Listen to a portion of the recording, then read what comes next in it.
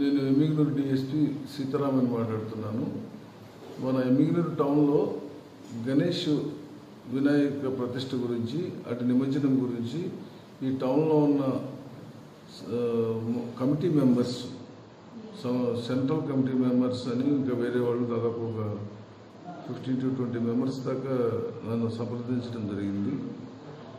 వాళ్ళు దానిపైన నేను కమిషనర్ గారితో, మన ఎంఆర్ఓ గారితో కూడా కలిసి మీటింగ్ పెట్టాము నిన్న ఈవినింగ్. ఈ మీటింగ్లో మేము జనరల్గా ఎప్పుడు కూడా ఇక్కడ 3 రోజులకి నిమజ్జనం ఉంటుంది. వాళ్ళు 5 రోజులకు అడిగారు. దానికి మేము అంగీకరించకుండా 4వ రోజు కానీ 6వ రోజు కానీ పెట్టుకోమని చెప్పాము. వాళ్ళు 4వ రోజు పెట్టుకుంటామని చెప్పారు. ఆ మీటింగ్లో వాళ్ళకి గణేష్ వినాయక విగ్రహాలు ప్రతిష్ఠ చేసేటప్పుడు వాళ్ళు తీసుకోవాల్సిన జాగ్రత్తల గురించి చెప్పాము. ఫస్ట్ ఒకటి, మట్టి వినాయక బొమ్మలు పెట్టాలని. తర్వాత వాళ్ళు పెట్టే చోట రోడ్డు మొత్తం ఆక్యుపై చేయకుండా ఆ రోడ్డు మీద పెట్టినా కానీ రోడ్డు ఒక పక్క నుంచి 4 వీలర్స్ కూడా పోయే విధంగా వాళ్ళు విగ్రహ ప్రతిష్టలు చేయాలని చెప్పడం జరిగింది. అదేవిధంగా ప్రతి విగ్రహానికి కూడా 5 కమిటీ మెంబర్స్ని ఇవ్వాలని చెప్పాము. ఆ కమిటీ మెంబర్స్కి మేము మీటింగ్ పెడతామని చెప్పాము.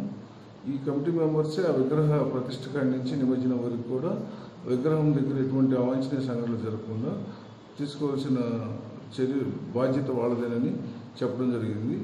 రాత్రిపూట కూడా వినాయక బొమ్మ దగ్గర కనీసం 2 కానీ కొనుక్కోవాలని కూడా చెప్పడం జరిగింది. ఎటువంటి ట్రాఫిక్ అంతరాయం లేకుండా, ప్రజలకు ఇబ్బంది లేని విధంగా విగ్రహాలను ప్రతిష్ఠ చేసుకోవాల్సింది.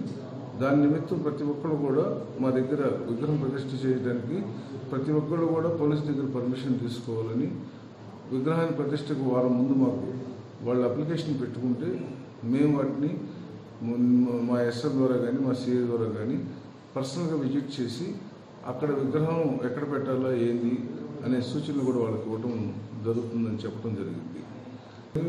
మా పోలీస్ శాఖ తరఫున ఎమ్మిగనూరు టౌన్ ప్రజలకు విజ్ఞప్తి, విగ్రహాలు పెట్టేవారికి కూడా మరీ విజ్ఞప్తి, వాళ్ళు మా పోలీస్ సూచనలు, మా పోలీస్ యొక్క ఉత్తర్వులు తప్పకుండా పాటించాలని తెలియజేయడం.